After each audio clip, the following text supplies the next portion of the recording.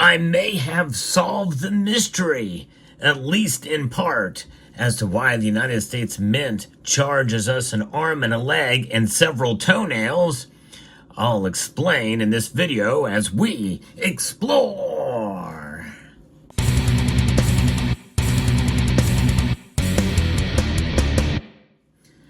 For those of you who've been buying from the United States Mint since 2020, you've noticed there has been an exponential rise in prices for everything from proof sets to the bronze medals that they release.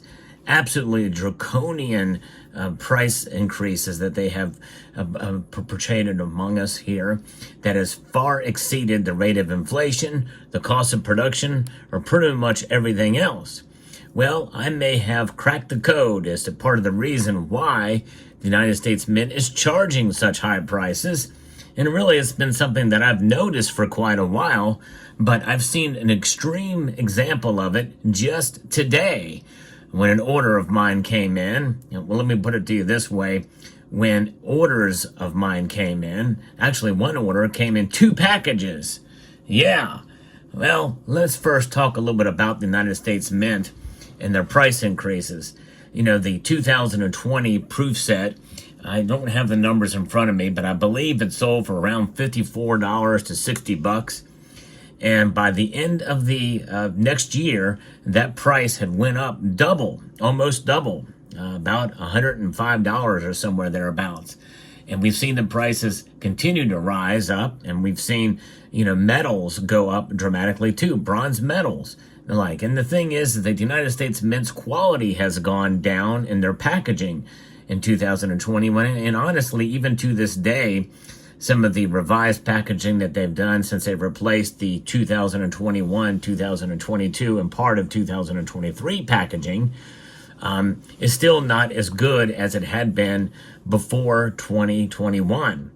They obviously pick contractors to pick that, to get that packaging. But here's an example of what the packaging looked like before. This is made of metal. Now, obviously, this part here is still plastic, but it's thicker plastic, and it's better than even the newer material. But this is a metal case with a nice felt lining. And this is what they had been using for a whole lot of years. In fact, for the commemorative coins since 1986, practically. It's crazy.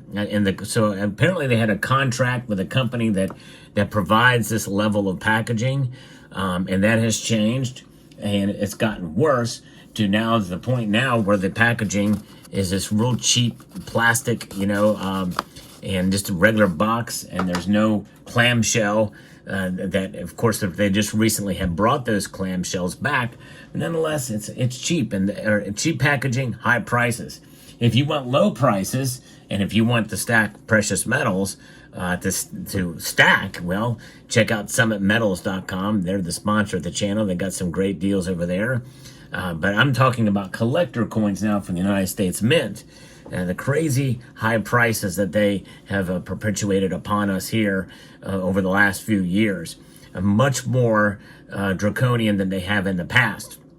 Now, I think part of the reason for that is we'll discuss here in a moment. But first, I'm going to tell you exactly why I think some of the price increases are there is because of inefficiency.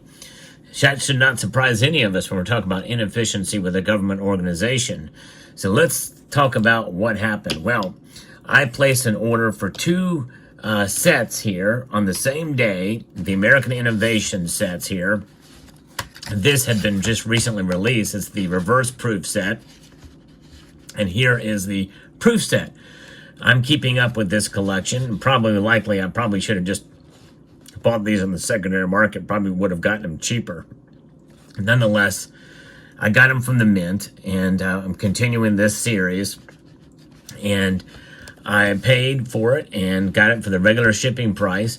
And they sent it in 2 separate packages, and it arrived on 2 separate days. There's no reason why they couldn't have bundled these together. They were both in stock and ready to go. But yet they chose to ship them out on separate days. It's crazy. I don't know why they did that. And it's so inefficient. But I guess they probably, with their shipping contractor, have to meet a certain amount of shipments, so they break up orders like that. And so therefore they probably pay a huge sum of money to this contractor, and this is why they charge us so much for these products. It's crazy. It's absolutely crazy and inefficient and unnecessary. But that's the way they did it. They shipped this out with both of these items being completely in stock and arriving on 2 separate days, and coming through coming through the shipping process there from the same order. I think that is one of the reasons why the prices are high. Now, there's inefficiencies in other areas too. We'll talk about that in a moment. But first, let's take a look here and see what we've got with these innovation proof sets here. The innovation dollar started in 2018. And with the OneCoin, the launch coin, and then are going through, and I believe they're going to go through, I think, 11 years or somewhere thereabouts, with all the states and territories. And this one here has got Illinois there. And then you've got this one here, which is United States of America from Missouri. And there's the Saturn V rocket here from Alabama. That's actually a nice design. And then here we've got this one, which is Maine. And I don't like the idea, by the way, of using portraits of people. I think the innovation should be featured, not the people who created the innovation. The innovation itself, these are the innovators' innovation quarters, or dollars, and I think that's what should be highlighted rather than an image of the actual person. We're so tired of seeing people on coins, it seems like. But obviously, whoever invented it, George Washington Carver in this case, it's understandable. But, it's the innovation itself that I think is quite profound and should be done. And so there that is, and there they are in proof version. And on the obverse, what I do like about this series is that they will put in a different gear each year. So the gear does change. The gear privy mark changes each year. And I think that's pretty cool that they do that. And that's pretty nice. So there is the proof set. And this packaging has not changed. The lenses are still there. I don't like in some ways I don't like the idea of the lens, but in other ways it does make sense for storage to do the lenses like that. But with these with the edge lettering, you are able to see the edge lettering on that, which is nice that they do that for these. And the reverse proof set is a little more expensive. And honestly, there's no real reason why that should be the case, because it's just a reverse proof. There's nothing really magical about it. But the United States Mint will pinch a penny to do it, to charge us more to make it happen. I mean, the only difference is the profits from the United States Mint go to the general revenues of the Treasury, which it's pittance, it's pennies in the dollar that it's going to have an effect on the overall bringing down the debt. But nonetheless, there you have it. This is the, but they do look nice in reverse proof as well. And getting them in reverse proof as well as proof, although I'm missing some of the earlier ones, but this is just one. I just decided to add it to the cart here. But there it is. And here is, again, the obverse. It looks good. There's that gear looking a little bit different this time around each year. And I do like that. That's pretty innovative in coin design that they do that. So there it is. Let me put this back in here and put my original, because these are clad coins. They are not precious metal coins, so they don't have. They're not as attractive as the reflectivity of the silver products we have here, which look much nicer there. We'll turn this around so we're looking at something a little bit different here. We'll look at the eagles on the back of that as we discuss about other inefficiencies at the U.S. Mint. There's probably other inefficiencies that are happening. If they're going to be screwing up shipping like that, my guess is probably there's a whole heck of a lot of other areas and ways that they're being inefficient. And by the way, the inefficiencies also carry over to poor quality for the craftsmanship for many of their proof coins, not just the high relief ones, but the finning. The finning problem is still there, And in fact, I just had a recent thing occur where I had bought on the secondary market another of the flowing hair metals, only to discover that the capsule was just loose on it. I was like, what is going on? And immediately knew it's got to be finning, and I took the capsule off because it just would not stay on there. You squeeze as hard as you can, the capsule won't stay on there because of the finning. What finning is, it's when it goes way to the edge of the rim. In fact, this one has it because this capsule is fairly loose on here. And I'm going to show you what this looks like.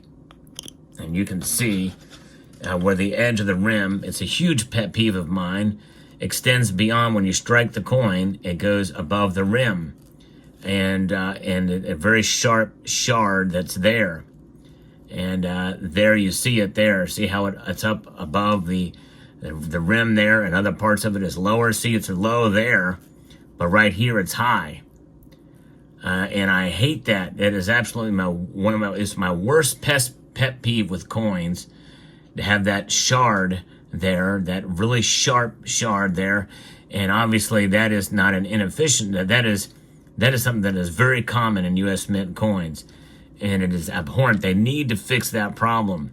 Other mints don't have it nearly this bad. It's not nearly as bad at other mints as it is the United States Mint.